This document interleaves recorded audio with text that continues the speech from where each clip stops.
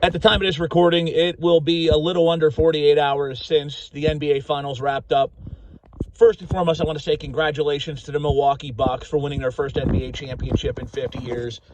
That franchise certainly earned it, and they certainly deserve it. I mean, you've got three players on that team that for many, many years have been criminally underrated, and Brook Lopez, Drew Holiday, and Chris Middleton, who was a stud several games this series. And what can I say about Giannis that already has not been said? I mean, this guy, I almost feel like calling him a freak is selling him short. And what's scary is he's got another decade, in my opinion, of this level of play, if not higher. I think there's a wrinkle or two that he's still got he's going to pull out of his sleeve here. He's going to work on and develop that's going to make him even more unstoppable than he already is. Now, don't get me wrong. Don't ever expect to see Giannis become Steph Curry. He's not going to drop outside the key and be hitting three-pointers at a 40% pace. That's not him. But there are other avenues I think he will develop that will make him head and shoulders above anybody else in the league. And they've also got a very good coach in Mike Budenholzer, who another one never quite gets the credit he deserves for being an exceptional head coach. I don't think this will be the last you see Milwaukee winning titles. And honestly speaking, I mean, it wasn't even less than a decade ago that this franchise's future in Milwaukee was very much in doubt. So good for the people in the city of Milwaukee winning a championship. Their team is there. They've got a brand new arena. They're secure for a while. They've got, my opinion, arguably the best player in franchise history in Giannis, who's going to be there for the long haul. That wasn't even a certainty, 24 months ago. So things are looking up for the Bucks organization. They deserve it. That being said, if you've watched my previous videos, you know I certainly do like the Bucks. But a little secret about me, I spent 17 of my last 30 years on this planet living in the Phoenix metropolitan area. Started in 1990 and has been going on since then, off and on. Suffice to say, yes, folks, I am a Phoenix Suns fan. And while I'm happy for the Bucks, obviously the last 48 hours under have been a little bit sad. No lie. I mean, it's, getting to the championship and getting to the NBA championship finals and coming up just short, especially with a 2-0 lead. They jumped out to the 2-0 lead. I mean, yeah, it's sad, but look, I'm seeing people online making comments. They're disappointed in the team. They're pissed off. Same old Suns. Cut me a break, all right? Disappointed. I mean, that's what really bothers me. Disappointed and pissed off. How could you possibly even think of being disappointed or pissed off at what this team did? I mean, listen, less than 24 months ago, this team had 19 wins and the number one overall pick in the draft. This team went through a decade where they made horrific free agent signings, bad trades, terrible drafts. I mean, may I remind you of the fact that in one draft they had 2 picks inside the top 10 and both bombed. Not to mention, the very next year, Josh Jackson, the number 4 overall pick, also bombed. You got 3 lottery picks that are either out of the league or 1 foot out the door, okay? I mean, I don't want to mention the Ryan McDonough years, which were a debacle in its own right. I mean, how many players left the organization in disgrace? And, again, don't even get me started on the nonsense with the Morris brothers.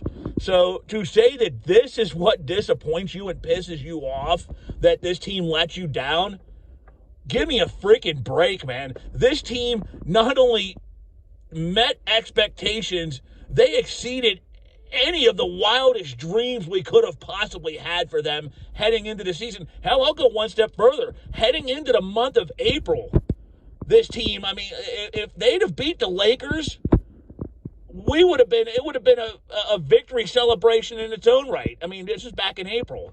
Making the playoffs was a huge step forward. Making it to the NBA Finals? How can anybody be disappointed or pissed off about that? I'm just baffled by people thinking this way. Look, and the biggest thing you can take about this, yes, I know they had a 2-0 lead and it slipped away. But this is a young team, okay? And I know Chris Paul, people will say him, but, again, Chris Paul, besides him, you're talking a bunch of players that were playing meaningful basketball in the summertime for the first time in their professional careers. These guys played unbelievable for 3 series, and they were going up against a battle-tested team in Milwaukee that's been there, done that. they ran out of steam. That's the bottom line. They ran out of gas, and, they will grow because of this. Oh, disappointed, pissed off. That's just, don't be ridiculous. Seriously. You want to be disappointed, pissed off? Look back at every season from 2013 to 2019, 2020, they made that little bubble and started killing it in there. But look at every season prior to 2020. That is a reason to be pissed off. This, far from it, man. Far, far from it. And to those of you that are fellow Suns fans that are blaming it all on the refs, just stop. Just stop. Okay, yes, I understand Scott Foster has this unhealthy dislike for Chris Paul. I don't know what it is, and I'm not going to try to elaborate or guess. I know that, he's also supposedly has many ties with Tim Donaghy. All right, but he called 2 games. Okay, he was the lead ref in 2 games. One of those games, the Suns lost by 20 points. How much blame do you want to put on the refs? The refs had bad calls all series long, not just against Milwaukee, too. I mean, I'm going to call it blunt. I'm going to call it right down the middle. I've been a Suns fan since 1990. I've been to hundreds of Suns games. I covered Suns games as a member of the media. That organization was always very, very good to me and my family, both as a fan and as a member of the media. But I got to call it straight with journalistic integrity. The refs made bad calls. No lie. The refs made bad calls against both teams. Yet, that's not what cost them. Okay? Look, Giannis was unstoppable this series. The one game they put the clamps on Giannis, Chris Middleton went off. They had no answer for him. Bottom line is this. The Milwaukee Bucks, as I said before, were a battle-tested team who had been deep into the playoff waters a few times. Just looking for that one year they broke through. This was it. The Suns were playing, they overachieved. They were playing above any level they have played at before. And, good for them, but eventually that's going to catch up to you. And it did. But is this the end of the Phoenix Suns? No, absolutely not. I know there's some talk that Chris Paul's talking retirement. He is a free agent to be. Tough decision to be made. I mean, he is 36 years old. And he's been in the league for a long time. Father Time catches up with everybody. As a matter of fact, when they made this deal back at the beginning of the season, traded crowd favorite when they traded crowd favorite Kelly Oubre, amongst others, to get him, that was some question is, look, are we getting the Chris Paul of the Clippers, or are we getting the Chris Paul we saw in Oklahoma City and at the end of his Houston run? I mean, because, again, look, no matter how great a player is, Father Time is unbeaten. So, again, there's a lot of questions about that. Is Paul going to stick around in the NBA? Is he going to call it quits? Is he going to, stick with Phoenix? And if so, what did the Suns do? What kind of offer did they give a 36-year-old player who, very, very instrumental part of the Suns' run? No question. But you're certainly not giving him a long-term deal, nor do I think is he asking for one. But this will be his last contract, too. Even if he signs a 2 or 3 year deal, which I think is very plausible, what kind of money is he going to ask for, knowing this is his last deal? And what kind of money are the Suns willing to throw his way, knowing they've got some other free agent decisions coming up here in the foreseeable future? That's something to pay attention to. But great season, Suns. Certainly loved every second of it. Thank you for the amazing, amazing ride. Again, this isn't the end. Devin Booker once, he showed the world this year what those of us in Phoenix have known for quite some time, and that is he is a stud. He is an elite player. DeAndre Ayton took major steps forward, proving why he was the number 1 overall pick in one of the most talented drafts since 2003.